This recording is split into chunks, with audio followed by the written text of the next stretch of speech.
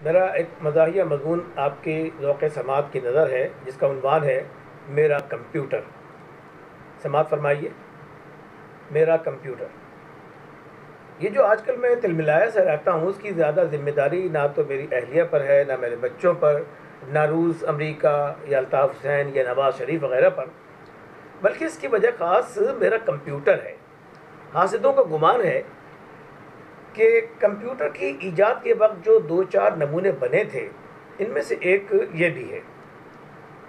کوئی 20 برس پہلے جب میں نے اسے لیا تھا، تب اچھی طرح چیک نہیں کر سکا تھا، کیونکہ دکاندار اسے خریدتے وقت پیہم میری قسمت پہ رشک کیے جا رہا تھا، اور اس کی بار بار کی تحسین سے میں ایک حالت سرور میں پہنچا ہوا تھا۔ اس وقت مناسب پڑتال نہ کر سکنے کے باعث میں ان حاسدوں کے دعوے کو اب یکسر مسترد بھی نہیں کر سکتا کہ یہ کمپیوٹر ویسا نہیں ہے جیسا کہ بتایا جا رہا ہے۔ چند برس تک تو اس کمپیوٹر نے بڑی عاجزی دکھائی اور کوئی زیادہ کام نہیں نکالا، لیکن اس کے بعد سے تو کمپیوٹر کی مرمت کرنے والے بھائی مشتاق کے پاس آوت جاوت ہی لگی ہوئی ہے۔ کبھی تو یہ وقفہ بہت کم رہ جاتا ہے، جسے میرے گھر والے ٹیکنیکل جلاب کا نام دیتے ہیں۔ اب تو گزشتہ کچھ عرصے سے یہ جب بھی مرمت کو گیا ہے، یوں لگتا ہے کہ گویا مرمت میری ہوئی ہے۔ بدگمانی ہے کہ اس کے اعضائے رئیسہ میں سے ہر بار چند کام کی چیزیں کھینچ لی جاتی ہیں، اور باقی تاریخی اعضاء کو آنکھ اٹھا کر بھی نہیں دیکھا جاتا۔ حالانکہ اسے چوری کی بھرپور پروفیشنل جامع نیت سے اگر چیک کیا جائے تو اب بھی اس میں چند ایسے قابل لحاظ پرزے پناہ گزین ہیں جو چور کے ساتھ جانے کو بےتاب ہوں گے۔ ہاں، یہ ضرور ہوتا ہے کہ جب بھی مرمت کو جاتا ہے تو ایک دو نئے پرزے لگوائے بنا واپس نہیں آتا۔ کاریگر کہتا ہے کہ آپ کے کمپیوٹر کی یہ کشتی خدا کے سہارے چلی جا رہی ہے، یا پھر کسی حد تک اس کی کارکردگی کے انحصار ان نئے پرزوں پر ہے۔ لیکن میں بھی کوئی دیوانہ ہوں کہ ایسی گمراہ کن باتوں پہ یقین کر لوں۔ پہلے تو میں اسے برائے مرمت مشتاق کی دکان پہ خود لے کر جاتا تھا، لیکن مگر اب وہ مرمت اور مذمت دونوں ساتھ ساتھ کرتا ہے، اور یہ پتہ نہیں چلتا کہ وہ زیادہ طاق کس میں ہے۔ وہ ہر بار یہ بتانا بھی نہیں بھولتا کہ اب تک کی مرمت کے پیسوں سے میں ایسے کتنے اور عجوبے خرید سکتا تھا۔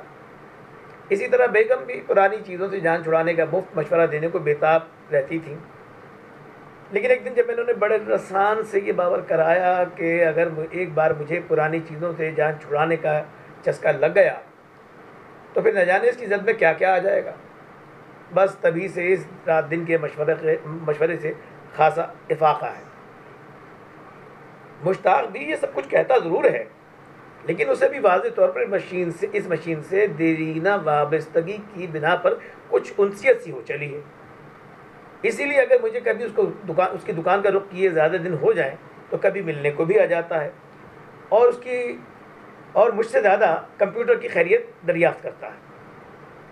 میرا یہ تاریخی کمپیوٹر بننے کو لے جایا جاتا ہے تو بار بار کی مرمت کے سبب اس خجالت آمیز پردہ داری سے کسی اور کے سنگ دعاؤں کی جلوہ میں رخصت کرتا ہوں، خود نہیں جاتا۔ میری اہلیہ کی بدگمانی ہر بار یہی ہوتی ہے کہ اب کے واپس نہ آئے گا اور آخری ہچکی کے بعد وہیں دفنایا جائے گا، مگر ہر بار اس کی مناسب رفو گری اس کی مجھ سے رفاقت کی مدت بڑھائی جاتی ہے۔ اس کمپیوٹر کے ساتھ میری دیرینہ وابستگی نہ ہوتی تو اسے کب کا پھیری والے کے حوالے کر چکا ہوتا، جو اس مقصد کے لیے پہلے بہت چکر لگایا کرتا تھا، اور ہر بار میرے انکار پہ اس کی شان میں جاتے جاتے ایسی گستاخیاں کر بیٹھتا تھا اور ملاحیاں سناتا تھا کہ میرا خون کھول کھول اٹھتا تھا، اور پھر میں اس کے جاتے ساتھ ایک بار یہ بھول جاتا تھا کہ مجھے شریف آدمی سمجھا جاتا ہے۔ لیکن اب تو پھیری والے نے بھی آنکھیں پھیر لی ہیں، اور وہ میرے گھر کے سامنے سے یوں ساکت اور بے آواز گزرتا ہے کہ جیسے کسی مردہ خانے یا قبرستان کے پاس سے گزر رہا ہو۔ جہاں تک بات کمپیوٹر کی کارکردگی کی ہے تو وہ بتائے نہ بنے اور چھپائے بھی نہ بنے، کیونکہ اس وقت سب کچھ اسکرین سے لاپتہ ہو جاتا ہے کہ جب بے حد مطلوب ہو۔ رک رک کے چلتا ہے اور چل چل کے رکتا ہے، یوں بجلی اور خون ایک ساتھ پیتا ہے۔ جب رواں ہو جاتا ہے تو اس قدر دھیمی چال سے کہ آپ اپنے کام کے ساتھ دیگر بکھیڑے بھی ساتھ ساتھ نپٹا سکتے ہیں۔ بہت سے سپر ایکسپریس کمپیوٹروں کے زمانے میں یہ گویا کمپیوٹرانہ مال گاڑی ہے۔ ویسے تو یہ جلد بازی کی تاب نہیں رکھتا، لیکن اکثر گوہر مراد جب ہاتھ آنے کے قریب ہو تو یکایک عجیب سی بڑبڑاہٹ کے ساتھ بند ہو جاتا ہے، اور یوں سمجھیے کہ گویا ان بلٹ احتسابی صلاحیتوں کا بھی حامل ہے۔ مرے کو مارے شاہ مدار یہ کہ ہم نے جو نیبل کے نٹ کیبل لگوایا ہے وہ انہی اوصاف سے معمور ہے۔ دونوں کی ہر ہمزدگی میں بلا کا اتفاق ہے۔ زیادہ تر باری باری مائل بہ سرکشی رہتے ہیں، ایک حاضر ملتا ہے تو دوسرا مفقود۔ دونوں کی رفتار ایسی ہے کہ ابتدائی ریلوے کے زمانے کے معلوم ہوتے ہیں۔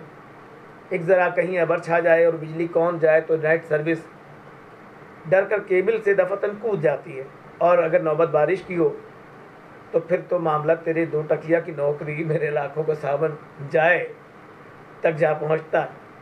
ساون میں ہم اور کچھ نہیں کرتے، محض کیبل والے اور بھائی مشتاق کو یاد کرتے۔ گو اس سرمئی رومانویت سے ان کی یاد آنا انتہائی ناموضوع ہے۔ یہ یورپی معاشرہ نہیں۔ ساون میں مردوں کو یاد کرنا مشرق میں خاصا معیوب ہے، اور معروف شریفوں کا شیوا نہیں۔ ویسے ہمارا کمپیوٹر اپنی بیماریوں کے لیے محض ایک ساون ہی پہ انحصار نہیں کرتا، بلکہ 12 مہینے اس کے لیے دستیاب رہتا ہے۔ کبھی کبھی جب یہ بھائی مشتاق کی دکان پہ زیادہ طویل استراحت کرتا ہے تو ایک ہم ہی نہیں، کئی اور بھی ہمیں مانگ اجڑی سہاگن جیسا محسوس کرنے لگتے ہیں، یا مریل مردانہ محاورے سے کہیں تو ایک عجیب سا رنڈاپا ہمیں ہر طرف چھایا ہوا محسوس ہوتا ہے۔ بات یہ نہیں کہ ہم کوئی دوسرا کمپیوٹر خریدنے کے متحمل نہیں، لیکن اس کے ساتھ بتائی ہوئی ہماری جوانی کے آخری دن تو ہماری سنہری یادوں کا سرمایہ ہے۔ ہمیں اس پہ کیسے کیسے پیغام ملے ہیں، بس نہ پوچھیے، ایک آنکھ سی لگ جائے پانی میں۔ یہ سب یادگار ہے گویا، اور اسی سبب یہ دل فگار ہے گویا۔ پھر یہ کہ یہ بہت سی کہی انکہی کا رازدار بھی تو ہے، اور اسی سبب اس سے اتنا پیار بھی تو ہے۔ یہ جو شب بیداریاں عابد و زاہد لوگ کیسے کیسے بات سنا کر ہمیں نہ کرا سکے، وہ سب اس کے سبب ہوئیں۔